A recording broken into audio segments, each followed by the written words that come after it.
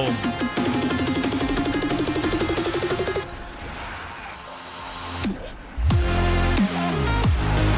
Hi, Pablo. What's good, folks? It's Nightmare Frame here with a new Warframe video coming at you with the new AoE meta. Actually, it's just a little something for those who want something new to do, but still also do a lot of AoE and, of course, a lot of damage. Introducing the new Equinox. This Equinox is utilizing the Helminth ability Terrify, which is from Necros. For those who don't know, they did change the way Terrify works now. It requires a lot less power strength to fully strip. So as you can see here, it is 60% armor strip at base power strength. Casting it twice will fully strip the enemy armor. Casting once, casting twice, fully stripped. Now this armor strip is dependent on the fear duration. As long as the enemy is feared, they will be armor stripped. Unfortunately, this does not work against Demolists nor Acolytes or other unique field bosses. Now, why have we paired this up with Equinox and why are we running base power strength? Well, because with Equinox's third ability, Pacify and Provoke, especially in day form, you will gain power strength. At base power strength, we get 20%, which then scales up with our other power strength synergy, which is going to be Molt Augmented. The more kills you get, the more power strength you get. At max stacks, Molt Augmented will give you 60% power strength. 60 plus 20, well, but then guess what? The more you build up Molt Augmented stacks, the more power strength increase you get on your third ability. So by the time you fully max it out, you will have more than enough power strength to have 100% armor strip on Terrify. Now, why do we need Terrify? Because for one, Equinox's fourth ability, Maim, scales way better when enemies are armor stripped. So for example, let's cast it once, twice, fully stripped. We build up stacks on Maim right there. We have 394,000 damage. Now, when I unleash this burst of damage, I will completely one-shot these guys. They all took all of that damage. So now as we keep on building up Molt Augmented stacks and we have increased power strength on our third ability, we're going to be completely armor stripping them with one cast, building up stacks with one Tonkor kill, unleashing our full mighty force of Maim into the enemies. Let's take a look at the build. In the aura, I have Brief Respite for that energy to shield conversion. Whenever you cast an ability that consumes energy, you get shields back.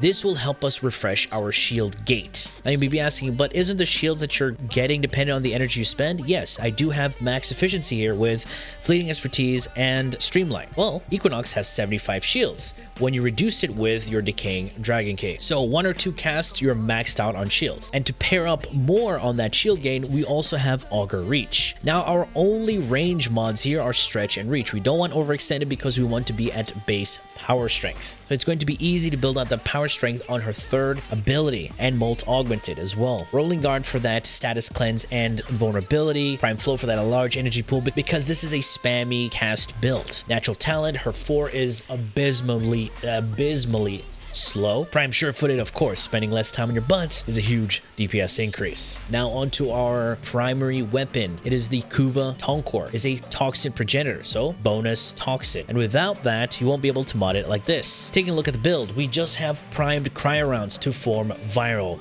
It's pure viral damage. No need for hunter munitions. Why? Because they are armor stripped. Our faction damage mod, multi-shot, crit chance, crit damage, reload speed, blast radius, and a little bit more reload speed. And don't forget your vigilante supplies for that ammo mutation. And of course, it's a vigilante mod, so we get a chance to hit an additional crit tier. And our base damage is coming from primary merciless. We will build this up really quickly because enemies have no armor and we're dealing crazy amounts of viral damage into their faces. And we get additional reload speed. And the weapon that we're going to be using to kill the Acolytes is going to be our Latum. Everybody knows what the Latum is. It does damage, things die, you know the drill. Our second evolution is going to be Rapid Wrath, the fire rate, lethal rearmament, incarnate efficiency, and of course, overwhelming attrition. If you want to know more about my Latum builds, do go check out my Latum guide. This is modded just to kill the Acolytes. raw damage. Deadhead here, we don't worry about building stacks because we're just using this to kill Acolytes. We build up our Incarnate and we switch off of it. We only bring it out to kill the Acolyte. So Deadhead here is just for the headshot damage multiplier. Hornet Strike is going to be our main source of base damage because we're not going to be really relying